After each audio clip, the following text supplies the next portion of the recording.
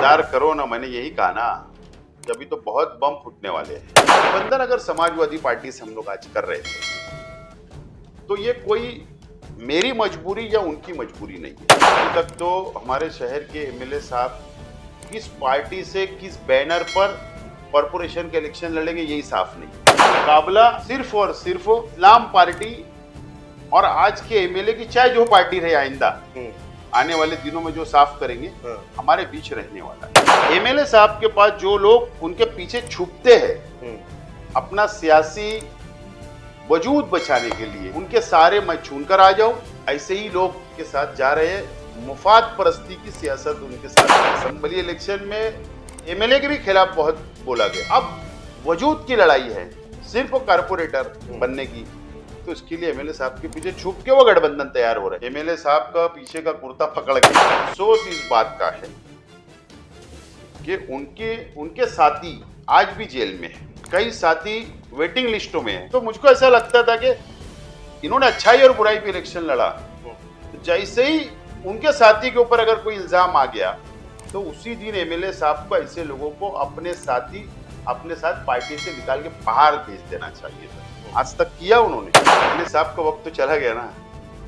अब उनका वक्त आ रहा है। सब बातें मुंह चुमड़ी बातें तो, और अगर ऐसा नहीं था तो मुफ्ती इस्माइल साहब ने बोल देना चाहिए कि शेख आसिफ झूठ बोल रहा है, कोई बात नहीं, मैं मेरी बात वापस ले लूंगा, कोई बुराई थोड़ी है। अगर माफी मांगना पड़े माफी मांग लेंगे। एमएलए साहब के कॉर्पोरेटर जो गोल्डन नगर से चुन के आए थे, मैं नाम नहीं लेता हूं, शेख रशीद साहब के सामने उन्होंने उम्मीदवारी की थी मेयर इलेक्शन। उनको किसने वोट दिया था? आज की भारतीय जनता पार्टी ने वोट दिया था साहब। राजनीति, आंदोलन, किसान, करप्शन, गरीबी, इन सभी मुद्दों पर आवाज उठाएगा अब तक न्यूज इंडिया। सत्ता के आगे जब भी सवाल कमजोर पड़ने लग जाए तो सवाल उठाने पड़ते हैं। बोल के लफ्ज आजाद है तेरे, बोल के सच जिंदा है अब तक। आइए नाजरीन, मालेगांव शहर ही नहीं महाराष्ट्र भर में स्थानिक स्वराज्य संस्था के चुनाव शुरू हो चुके हैं, लेकिन अभी मालेगांव महानगर पालिका के इलेक्शन से पहले मालेगांव शहर में कहीं राजनीतिक घड़ामुड़ी भी देखने को सुनने को मिल रही है। कहीं ये सुनाई दे रहा है कि ये पार्टी का गठबंधन उस पार्टी के साथ है, ये नेता उसके साथ है, इसके साथ है। लोगों में कश्मकश है कि कौन किसके साथ जाएगा, किसका गठबंधन बनेगा, कौन अपनी पार्टी में रहते हुए चुनाव लड़ेगा या फिर अपनी पार्टी को किसी दूसरी पार्टी के पास गिरवी रख देगा। ये छोटे मोटे जो नेता है वो कौन सी बड़े नेताओं के साथ जाएंगे। आम जनता में ऐसे बहुत सारे सवालात हैं और इन्हीं सवालात के जवाबात के लिए बात करेंगे आसिफ शेख रशीद से कि उनका गठबंधन किस पार्टी के साथ है और उनके सामने जो मुखालिफिन पार्टियां हैं उनके बीच में क्या गठबंधन हो रहा है और किस किस के आपस में गठबंधन की बातें पर्दे के पीछे चल रही है, जिसे राजकीय नेता कहीं ना कहीं जानकारी रखते हैं। तो वो हम आप तक पहुंचाना चाहेंगे आसिफ शेख के जरिए कि किसके पर्दे के पीछे कौन सी साठगांठ चल रही है। बात करते हैं आसिफ शेख से। इस्तकबाल है सर आपका। मालेगांव महानगर पालिका के इलेक्शन इन दिनों आम जनता में ये बात है कि बहुत इंटरेस्टिंग होने वाले हैं, काफी जद्दोजहद रहेंगी इलेक्शनों में, लोगों को मजा आने वाला है क्योंकि पार्टियां जिस तरीके से आज मालेगांव शहर में असेंबली का इलेक्शन हुआ, उस टाइम की जो कंडीशन और आज के कंडीशन में काफी फर्क देखने को मिल रहा है। कहीं ये भी देखने को मिल रहा है कि जो लोग असेंबली में एक साथ थे उनके बीच में भी कहीं ना कहीं आपस में ऐसा लग रहा है कि वो अब साथ में नहीं रहेंगे, या अगर रहेंगे तो किस बुनियाद पर रहेंगे। आप क्या कहते हैं, आपका गठबंधन समाजवादी पार्टी के साथ इसके अलावा और किसके साथ रहने वाला है? मालेगांव शहर की आवाम, चाहे कॉरपोरेशन का इलेक्शन हो, असेंबली का इलेक्शन हो, खास तौर पे दो इलेक्शन में तो एंजॉय करती है। इलेक्शन का एंजॉय करती है, उनको मजा आता है और सियासी तौर पर शहर की आवाम बहुत बेदार है। ये बात तो बिल्कुल सच है कि 90% समाजवादी पार्टी से हमारा गठबंधन तय है और हम लोग आगे बढ़ रहे हैं। लेकिन समाजवादी पार्टी से गठबंधन करना ये हम लोग पहली मर्तबा कर रहे हैं। शेख रशीद साहब हयाती तक हमने किसी से गठबंधन नहीं किया। आज मैं जिम्मेदार हूं पार्टी का, कार्यकर्ताओं का, मैं खुद एक पार्टी लेकर आगे चल रहा हूं, तो गठबंधन अगर समाजवादी पार्टी से हम लोग आज कर रहे हैं तो ये कोई मेरी मजबूरी या उनकी मजबूरी नहीं है। बात ये समझ लो, ये हमारा गठबंधन क्यों हो रहा है। अलग अलग सोच हो सकती है। मेरे खुद पार्टी के कार्यकर्ताओं के अंदर एक तबका ये बोलता है कि नहीं करना चाहिए, कुछ लोग बोलते करना चाहिए। असल में असेंबली के बाद से जो शहर पर हालात आए, जो बीजेपी आरएसएस के एमएलए ने जिस तरीके से असेंबली के अंदर मालेगांव शहर को टारगेट किया, असेंबली और पार्लियामेंट के इलेक्शन के बाद से, तो शहर को आज बचाने की जरूरत है। और निहाल अहमद साहब के जो कार्यकर्ता, जो वर्कर उन्होंने तैयार किए, शेख रशीद साहब ने जो अपने वर्कर, अपने पार्टी के जिम्मेदार जो तैयार करके दुनिया से दोनों लीडरान चले गए, तो वो लड़ाकू लीडर वर्कर है, लड़ने वाले हैं। और एक हमारी सोच है, और सोच हमारी मैच हो गई लड़ाई की, फिरका परस्तों से मुकाबला करने। बस यही एक मुद्दा हमारा अपना बेस है, और बस शहर को बचाने के लिए गठबंधन हम कर रहे हैं। कोई मजबूरी नहीं है, कोई हमारी मजबूरी नहीं, ना उनकी कोई मजबूरी। ये आपने अपनी बात रखी, कोई मजबूरी नहीं। आपने मेरा अगला सवाल भी क्लियर कर दिया कि कुछ लोग ये कह रहे हैं कि समाजवादी के साथ गठबंधन करने की कोई जरूरत नहीं, हम तो बहुत मजबूत है, आज तक कभी रशीद साहब ने गठबंधन नहीं किया, फिर आज आसिफ शेख गठबंधन क्यों कर रहे हैं, ऐसी क्या मजबूरी है। आपने क्लियर कर दिया कि कोई मजबूरी नहीं है। अब आपके जो मुखालिफिन में जो इस तरीके के गठबंधन की रणनीतियां चल रही है, क्या लगता है उनकी मजबूरी है या फिर आपसे मुकाबला करने के लिए उनकी जरूरत है? बात ऐसी है कि अभी तक तो हमारे शहर के एमएलए साहब किस पार्टी से किस बैनर पर कॉर्पोरेशन के इलेक्शन लड़ेंगे यही साफ नहीं है। जैसा हमारा बिल्कुल क्लियर है, अभी तक इन्होंने साफ नहीं किया कि मैं किस बैनर पर, किस झंडे के नीचे इलेक्शन लड़ने वाला हूं। पहले वो क्लियर कर देवे। बाकी जो पार्टियां से उनकी बात चल रही है, उनका आपसी मामला हो सकता है, लेकिन इतना जरूर है कि मुकाबला सिर्फ और सिर्फ इस्लाम पार्टी और आज के एमएलए की, चाहे जो पार्टी रहे आइंदा आने वाले दिनों में जो साफ करेंगे, हमारे बीच रहने वाला है। और एमएलए साहब के पास जो लोग के पीछे छुपते हैं अपना सियासी वजूद बचाने के लिए, तो वो अपना कारपोरेटरशिप बच जाए कि सारे मैं चुनकर आ जाऊं, मेरी कॉर्पोरेशन में ठेकेदारी चलते रहे, ऐसे ही लोग उनके साथ जा रहे हैं। मुफाद परस्ती की सियासत उनके साथ है।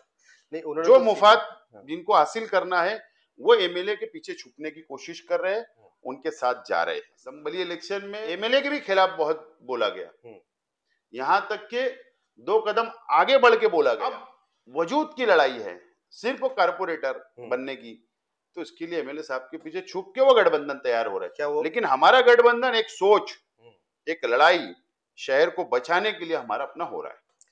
नहीं, उन्होंने तो पूरा इख्तियार अधिकार तक मतलब जो तो एमएलए मौसूफ को दे दिया कि ये हमारे कायद है, ये हमारे लीडर है, ये जो फैसला करेंगे, ये जो कहेंगे, ये जैसा कहेंगे वैसा, मतलब हम उनके फैसले के आगे नहीं है। जाबिर भाई, अभी शुरुआत कहाँ हुई सियासी, अभी तो स्टेज लगना बाकी है, और जब स्टेज लगेगा तो बहुत बातें होगी। हमारे स्टेज से मैं बोलने वाला हूं। ये तो मैं कहा ना कि सिर्फ चुन के कैसे आ जाए एमएलए की आड़ में, एमएलए साहब का पीछे का कुर्ता पकड़ के, बस यही है। बाकी आज मैं ज्यादा नहीं बोलता हूं, जरा मेरा एक आध बड़ा जलसा होने दो, वहां पर बहुत सारे राज 2019 से लेकर आज तक खोलूंगा। एमएलए मौसूफ ने ये कहा कि अपने इंटरव्यू में अभी कि असेंबली का इलेक्शन भी हमने अच्छाई और बुराई पर लड़ा था, और कारपोरेशन का इलेक्शन भी अच्छाई और बुराई पर ही लड़ा जाएगा। बिल्कुल, बहुत अच्छी बात है। अच्छाई और बुराई पे ही इलेक्शन मुफ्ती इस्माइल साहब ने, आज के एमएलए साहब ने लड़ना चाहिए। और 1 साल में शहर की आवाम ने देखा है अच्छाई और बुराई, ये महसूस कर लिया है। मैं बहुत ज्यादा माजी में नहीं जाना चाहता हूं, लेकिन अफसोस इस बात का है कि उनके उनके साथी आज भी जेल में, कई साथी वेटिंग लिस्टों में है, वेटिंग में है जेल तरफ जाने के लिए। अच्छा। लेकिन मुफ्ती इस्माइल साहब ने कम से कम, मैं उन पे कोई तनकीद नहीं कर रहा हूं, लेकिन मुझको ऐसा लगता था कि वो हमारे शहर के मुफ्ती है, आलिम है, जमीयत के सदर है, इमाम इमाम ईदगाह है, जामा मस्जिद के इमाम है, तो मुझको ऐसा लगता था कि इन्होंने अच्छाई और बुराई पे इलेक्शन लड़ा। तो जैसे ही उनके साथी के ऊपर अगर कोई इल्जाम आ गया, और इल्जाम नहीं हो, पूरे मोबाइल के अंदर वायरल हुआ था, तो उसी दिन एमएलए साहब को ऐसे लोगों को अपने साथी अपने साथ पार्टी से निकाल के बाहर भेज देना चाहिए था। आज तक किया उन्होंने। असल में वो भी मजबूर है। क्या मजबूरी? उनको भी सत्ता चाहिए ना, और एमएलए बन गए, कारपोरेशन की सत्ता चाहिए, यही मजबूरी उनकी भी है।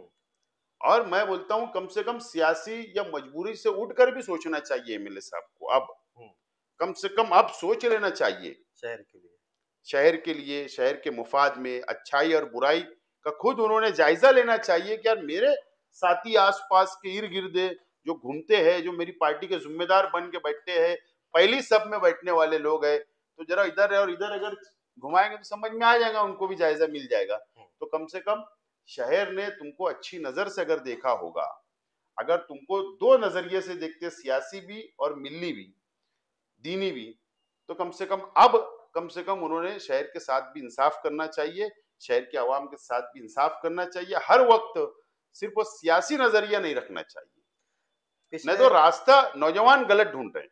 ये रास्ते कहीं न खत्म करने के लिए, एक मैसेज देने के लिए एमएलए साहब को पहल करनी चाहिए थी, बहरहाल उन्होंने नहीं की। इस बात का अफसोस पूरे शहर को और शहर के अंदर बाशऊर लोगों को है। अभी भी वक्त है कि वो कम से कम जो गलती हो गई उसको दुरुस्त कर ले। लेकिन सियासी स्टेट से तो कुछ उनके ही लोग उनकी ही गलतियों की बात कर रहे कि ठीक है, पीछे जो हो गया सो हो गया। गलतियां तो वहां ये है कि एमएलए मौसूफ गलतियां नहीं बता रहे, दूसरे लोग उनकी गलतियां बता रहे और कह रहे कि हमको ये सब भूल कर अब आगे बढ़ना है। एमएलए साहब का वक्त तो चला गया ना, अब उनका वक्त आ रहा है। सब बातें मुंह चुमड़ी बातें तो यलगार जलसे से आपने एक बात कही थी कि एमएलए के बेटे को किसी ने पिस्तौल लगाकर किडनैप कर लिया। आपने किसी का नाम नहीं लिया था, लेकिन उसके बाद जब एक मीटिंग हुई तो उसमें कुछ लोगों ने उसे अपने आंग पर ले लिया और उन्होंने कहा कि हम पैसे के लिए कभी ऐसा नहीं करते, हम एक बार किसी को जबान दे देते हैं तो फिर अपनी जान पर लगा देते हैं। इंतजार करो ना, मैंने यही कहा ना कि अभी तो बहुत बम फूटने वाले हैं, 19 से लेके शुरू होने वाला है, जरा इंतजार करो। मैंने कहा ना कि मालेगांव शहर के अवाम इलेक्शन में एंजॉय करती है, तो उनके लिए भी कुछ मटेरियल बचा के रहने दो। अच्छा। और एमएलए साहब के करीबी साथियों में, उनके हलके में, उनके खास लोगों में ये बात पता है कि किसने कट्टा उठाकर ले गया था, क्यों लेकर गया था, ये पता है उन लोगों को। और अगर ऐसा नहीं था तो मुफ्ती इस्माइल साहब ने बोल देना चाहिए कि शेख आसिफ झूठ बोल रहा है, तो कोई बात नहीं, मैं मेरी बात वापस ले लूंगा, कोई बुराई थोड़ी है। अगर माफी मांगना पड़े माफी मांग लेंगे। अच्छा। लेकिन हाँ, उन्होंने ईमानदारी से बोलना चाहिए। बताओ, दिलावर हल की मीटिंग के अंदर अगर मैंने यलगार जलसे से बोला या इल्जाम मैंने किसी पे लगाया, तो वहीं सफाई दे देना चाहिए थे ना। और ये सफाई मैंने कारपोरेटर लेवल के लोगों से नहीं मांगा था, मैंने एमएलए साहब पर इल्जाम लगाया था कि आप भी, अगर आपका जमीर जिंदा है मुफ्ती इस्माइल साहब, तो आप बोलिए शहर की आवाम को। तो उनसे मैंने, उन्होंने कहा कुछ बोला उस पर नहीं, उन्होंने कहा कि अभी वक्त आएगा जब हम जवाब आना चाहिए। मुझे पता है कि उनके दिल में बहुत राज ऐसे छुपे हैं, जो उनके साथ जो हरकतें की गई ऐसे बहुत राज है, लेकिन ना जाने क्या मजबूरी है, ये तो अब मुफ्ती साहब ही जाने, और वही जाने, वही शहर को जवाब दे नहीं दे, वो तो उनकी मर्जी, उसके अंदर मैं इंटरफेयर नहीं कर। एक आखिरी सवाल, आप इस इलेक्शन में पूरा टारगेट ये लेके चल रहे कि फिरका परस्तों के खिलाफ हमें लड़ना है, कॉरपोरेशन फिरका परस्तों से बचाना है, सामने से बार बार आपकी इस बात का जवाब इस तरीके से दिया जाता है कि हर बार कॉरपोरेशन पर सेना के साथ, बीजेपी के साथ गठबंधन करके आप लोगों ने ही उनको कॉरपोरेशन में लाया है और उनको बड़े-बड़े ओहदे दिए। 2017 में शेख रशीद साहब जिस वक्त मेयर के लिए उम्मीदवार थे, उस वक्त एमएलए साहब के कॉरपोरेटर जो गोल्डन नगर से चुन के आए थे, मैं नाम नहीं लेता हूं, शेख रशीद साहब के सामने उन्होंने उम्मीदवारी की थी मेयर इलेक्शन में। मेयर के कैंडिडेट थे, उनको किसने वोट दिया था? आज की भारतीय जनता पार्टी ने वोट दिया था साहब। ये बात याद नहीं है। सवाल ये है कि शेख रशीद साहब ने उसूली तौर पर सियासत की है और उसूली तौर पर जब नाइंसाफी होने लगी हमारे शहर के साथ, तो उस वक्त से हमने बाजू में हो गए। अब तो हमारी लड़ाई शेख रशीद साहब ने जो अधूरी छोड़ के गए उसको मैं आगे बढ़ा रहा हूं और वो बढ़ाऊंगा मैं। और इनसे कोई सर्टिफिकेट लेने की जरूरत नहीं है साहब। मैंने कहा ना कि इंटरव्यू है, बहुत लंबा जाएगा। मुंबई में क्या डीलिंग होती, ठाणे में क्या डीलिंग होती, कौन कौन से चुनाव में क्या होता, कौन कौन किसके साथ मिलकर ठेकेदारी करते, कौन किसका फंड लेता है, ये सारी चीजें मेरे पास है। मैं बोलना नहीं चाहता और मैं ऐसे लोगों का जवाब भी देना पसंद नहीं करता। जो लोग बार बार इस बात का अपनी मीटिंगों से आप लोगों पर इल्जाम लगाते कि सेना के साथ आप जाते हैं, भाजपा के साथ आप जाते हैं, और जिस वक्त में शेख रशीद साहब ने इनके साथ गठबंधन करके मेयर बिठाए थे, तो वहीं कहीं ना कहीं गुरुवार वार्ड के इलाके से चुनकर आने वाले लोग जो आपके खिलाफ इलेक्शन लड़ते, आपके खिलाफ वोट लेते, उन्होंने भी उन वोटों का सौदा मतलब लिया के रशीद साहब के साथ ही किया था, और वो भी सत्ता में उनके साथ ही थे जब बीजेपी सेना थी। मैंने कहा ना कि ये तमाम ही चीजें शहर जानता है, समझता है। इससे ज्यादा मुझे कुछ बोलना नहीं है।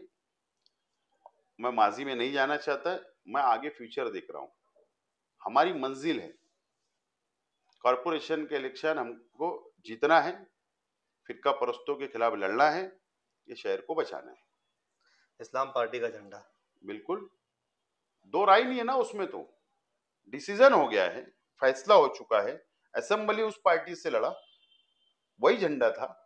कॉरपोरेशन के इलेक्शन के अंदर वही झंडा, वही बैनर, वही एबी फार्म है, वही सदर साहब एबी फार्म देंगे, हम चुनाव लड़ेंगे। और न शेख रशीद साहब ने कभी अपनी हयाती के अंदर नफा नुकसान नहीं सोचा, और अल्लाह का एहसान है कि मैं भी कभी नफा नुकसान नहीं सोचता हूं। सियासत के अंदर नफा नुकसान नहीं सोचा जाता। ज्यादा से ज्यादा क्या होगा, अपोजिशन में बैठेंगे, अपोजिशन में बैठ के लड़ाई लड़ेंगे शहर के लिए, इंसाफ के लिए। इससे ज्यादा क्या होगा?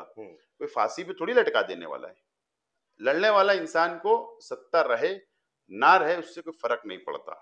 लेकिन मैं थोड़ा आगे बढ़ के कुछ बातें बोलना चाहता हूं आपके चैनल के जरिए, शहर के आवाम इस बात को महसूस करे आज से, अभी से। ये इलेक्शन बहुत अहमियत का है। पार्लियामेंट के इलेक्शन के बाद से आज तक जो बीजेपी ने हमको टारगेट किया, हम पे बांग्लादेशियों को यहां रखने का, छुपाने का, घुसपैठियों का इल्जाम लगाया, हमने लड़ा। इसका ताल्लुक कहां से था? जन्म दाखिले रद्द कर दिए गए, मां बहनें जेल गई, 1000 लोगों से ऊपर लोगों पर केसेस हो गए, चार्जशीट फाइल हो गई, हाईकोर्ट में लड़ाई जारी है। और ये तमाम ही मामला जो होते हैं, ये जन्म दाखिला कॉरपोरेशन से होता है। मैयत का दाखला, जन्म का दाखला वहां पर नोंद होता है, वहां पर एंट्री होती है, वहीं से हमको मिलता है। और कॉरपोरेशन कैसे लोगों के हाथ में होना, ये शहर के आवाम ने आज से महसूस करना। नंबर 1, एसआईआर होने वाला है। बिहार के अंदर हुआ, अभी गुजरात में चल रहा है, मध्य प्रदेश में चल रहा है और कई रियासतों में चल रहा है। हमारे शहर की बेटियां जो बाहर है, गुजरात में है, मध्य प्रदेश में या दूसरी रियासतों में, वो चली गई, या कई लोग ने परिवार शिफ्ट हो गए। आज वहां की सरकार एसआईआर के नाम पर उनसे 2002 का आपका नाम यादी में है या नहीं वो मांग रही है, वोटर लिस्ट की। वो आ रहे हैं, हम दे रहे हैं। तो वो भी एक लड़ाई हमारे सामने अभी आने वाली है। जैसे ही एसआईआर खत्म होगा, जैसे महाराष्ट्र के चुनाव खत्म हो गए तुरंत ये यहाँ पर आने वाला है। तो कैसे लोगों के हाथ में कॉरपोरेशन होना, ये बात अब शहर की आवाम ने आज से महसूस करना चाहिए। शेख आसिफ आज है कल नहीं है, लेकिन अगर हमारे जो कार्यकर्ता है, जो हम उम्मीदवार खड़ा करेंगे, हम उनको जो ट्रेनिंग देंगे, जो उनको बताएंगे कि कैसे लड़ाई लड़ना है फिरका परस्तों से, कैसे ये काले कानूनों से लड़ाई लड़ना है, तो शहर के आवाम ने बहुत सोच समझ के समझदारी से आने वाले कॉर्पोरेशन इलेक्शन को देखना चाहिए और फैसला करना चाहिए। नाजरीन, ये थे हमारे साथ में आसिफ शेख रशीद, जिन्होंने मालेगांव कॉरपोरेशन चुनाव पर अपनी राय रखी, रणनीतियां बताई, आवाम से मैसेज दिया, मुखालफिन को भी बातों ही बातों में आने वाले चुनाव को लेकर चैलेंज भी किया। किन से सवाल किन से जवाब, इन सारे इलेक्शन में सबसे ज्यादा मजा लेती है जनता, ये भी उन्होंने कहा। लेकिन इस मजे के साथ साथ कहीं ना कहीं आवाम को सोचने और समझने की जरूरत है। कॉरपोरेशन का इलेक्शन निहायत ही अहम और जरूरी क्यों है, इस बात को भी ध्यान रखना होगा। बाकी रियासतों में चल रहे एसआईआर को लेकर महाराष्ट्र में भी होने वाली एसआईआर की तैयारी आज से ही शुरू कर देनी होगी, वरना जो मुसीबतें बिहार में लोगों ने झेली है वो मुसीबतें महाराष्ट्र के रहने वाले लोग भी झेल सकते हैं। आइए, हमने इन सारे सवालात पर बात की, आप अपनी राय रखिए और हमें कमेंट बॉक्स में बताइए कि आपको आसिफ शेख के साथ का एक्सक्लूसिव इंटरव्यू कैसा लगा। सियासत पर आप अपनी राय भी रख सकते हैं और हमारा ये इंटरव्यू किस तरीके से आप पसंद करते हैं लोगों तक पहुंचाइए, शेयर कीजिए और क्या सवालात सियासी लीडरान से पूछना चाहिए ये भी आप हमें कमेंट बॉक्स में बता सकते हैं। आप देख रहे थे अब तक न्यूज इंडिया, जाबिर शाह के साथ। जय हिंद, जय महाराष्ट्र।